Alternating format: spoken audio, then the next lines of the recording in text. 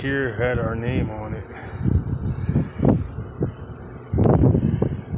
The wind blew it when that tornado blew it from way over there. And it hit this wall here and made that hole. We had a 2x4 go through that wall, go through 4 walls and land in a bathroom before with a tornado. And this stick was going through there, but the wind wasn't as strong as the other tornado we had years back. But it was strong enough to come flying and hit and break the wall there.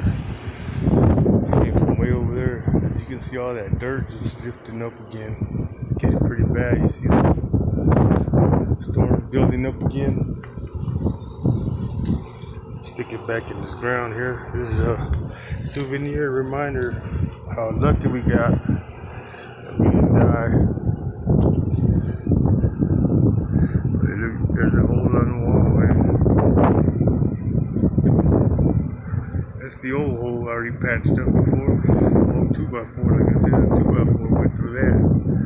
It went through there, it went through that wall, went through 1, 2, 3 walls, and finally got stuck in the bathroom wall. I had to replace all the sheetrock, everything. There was 4 walls with holes in it.